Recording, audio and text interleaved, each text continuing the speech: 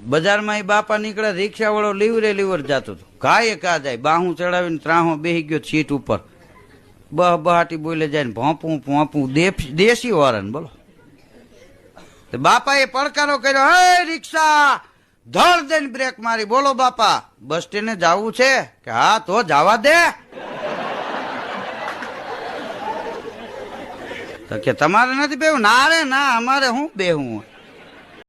એક ભાઈ બજારમાં આવેલો જતો હતો, તે કોકને પૂછ્યું કે એસટી ડેપો કઈ બાજુ આવે? તો કે હું અહીં નો છું અને મેં હું ઠેકો રાખ્યો તારો કાટલો ચાલી લીધો ઓલાનો. અરે કે ભાઈ હું તો પૂછું, ઈ કે ગમે એને તારાથી પૂછાય કેમ, મને હગો બાપ નથી પૂછતો. ઈ કે હા, અને હગા બાપને જોડું મારેલું, પછી ઓલે નેફામાં છરી કાઢી, બાપ છરી ન મારે અમે મારી દે. પછી તો ઈ ધરણાથી મારી ગયો એમ. એક ભાઈ એના દીકરાનું સગપણ જોવા ગયો અને દીકરીનો બાપ આવ્યો. એ કે ભાઈ એ તો બરોબર છે પણ અમારી દીકરી કામ નહીં કરે. તો ઓલો કે હાઈથે ખાઈ તો લે ને. મારે ને એક દી મહેમાન આવ્યો ને, જમવાનું ટાણું થયું ને ભાઈ ગયો, મને કે ધીરુભાઈ રામે રામ. મેં કીધું જમવાનું ટાણું છે, જેમાં વિના જવાય નહીં. મને કે ના જમવું નથી. અરે મેં કીધું અમે ડાયરામાં મહેમાન ગતિની વાત કરતા હોય ને તમે જેમાં વિના હાલે વાંચો શું છે? મને કે એક તકલીફ છે. મેં કીધું શું? મને કે હું દર શુક્રવારે થાળીમાં એક જ વાર હાથ નાખું. કીધું એક જ વાર થાળીમાં હાથ નાખી, તારું નિયમ નહીં તોડાવું. એટલે રોકાઈ ગયો. અમે બે જમવા બેઠા, થાળી આવી, વાતે હાથી, એને થાળીમાં એક જ વાર હાથ નાખ્યો પણ ભળને પાડીએ 18 રોટલી ઉપાડી અને ભૂંગળું વાળીને આમ ટીવીનું એરિયલ કાઢે એમ લાંબુ કર્યું, એમાં 4 વાટકા શાક નાખ્યું. હા, માથે એક પાપડ ભાંગીને દાંટો માર્યો, આથણાની 2 શીર મૂકી. મને કે બસ હવે હું થાળીમાં હાથ નહીં નાખું. કીધું હવે નાખ તો હું કોણીએથી કાપી નાખું. આ તું ખાવા આવ્યો ખાતર પાડવા? માણસનું જીવન તમે જોવો ને ટાયર ટ્યુબ જેવું જીવન છે. ક્યારેક ભગવાન હવા ભરી દે, ક્યારેક કાઢી નાખે. હા, કંઈક મોજમાં આયલા જતા હોય, કંઈક ખોજમાં આયલા જતા હોય, ક્યાં ગાળીઓ નાખો.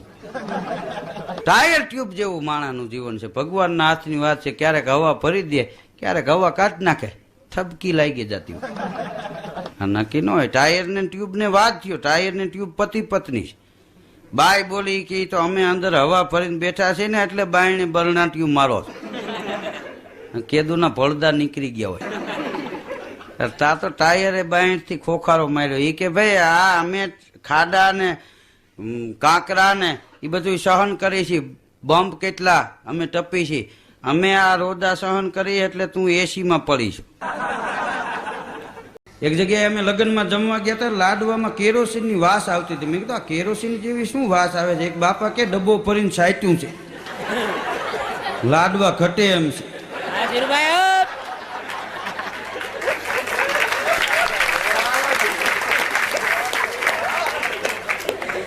હા, પણ એ કે મારા દીકરા તોય ગોઠણિયા વાળીને દાબવા જ મીંડા છે કે આ નક્કી ઘટવાના એમ. હા, ઘણા તો વળી વાતું કરતા હોય. એ કે ભાઈડ્યો તો એ કે 42 જાંબુ તો આરામથી ખાઈ જાય. ખાઈ જ જાય ને તારે ક્યાં બિલ દેવું? ઘીરે રાખ તો ખબર પડે. હા, લોભિયાના છોકરાને એક દી ભૂત વળગ્યું.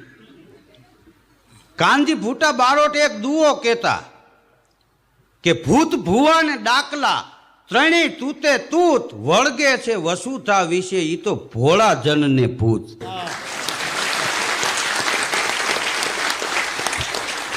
લોભિયાના છોકરાને ભૂત વળગ્યું ને તો 8 દિવસ ઘરમાં પૂરી દીધો. 5મે દી ભૂત ભુવા પાસે ગયું. એ કે આમાંથી મને કઢાવો. એક ભાઈ એના દીકરાનું સગપણ જોવા ગયો અને દીકરીનો બાપ આવ્યો. એ કે ભાઈ એ તો બરોબર છે પણ અમારી દીકરી કામ નહીં કરે. તો ઓલો કે હાઈથે ખાઈ તો લે ને. ફોન ઉપર માણા ગમે એ હાથી કાઢી હોય હમો થઈ જાય. શું કામ? નિયત કાંઈ ઝાપટ મારવાનું નથી, થાય ખીલો મારી લીધી. ફોન મૂક્યા પછી પરસ્યો વળે. મારે કે હમણાં આવે ને ગાડી લઈને બીજું છે. હવે તો રોકડે કાર્ડ થઈ ગયા ને કે એમાં જેને બિલ વાળા હતા ને એ અમારે તો 2 જણા રાજકોટમાં આવ્યા, મોબાઈલનું બિલ મહિને બદલાવી નાખે. બિલ આવે ને 25,000 રદ કરાવી નાખે ને બીજી કંપનીનું લઈ લે. હા, પાછો આખા ગામમાં ફરે. કોઈક ફોન કરવા જતા ડબલા હું અહીં 10 આપી દેજે, આમાંથી કર લે. બે ત્રણ જણ મને કે સરકાર કોને મારી નાખે એ કે મેં તો આમાંથી ગાયનું હું કમાઉં છું. હમણાં એક દી પોલીસ સ્ટેશને ફોન આવ્યો હતો, સાહેબ જલ્દી ગાડી લઈને આવો ભૂતખાના ચોકમાં. પણ શું છે, અરે કે બે ગાંડાવે ટ્રાફિક જામ કર્યો છે. તો પોલીસ કે ભાઈ ગાંડા છે એ તને કેમ ખબર પડી ગઈ? એ કે એક જણો રૂપિયા ઉડાડે છે ને બીજો ભેગા કરીને એને આપે છે.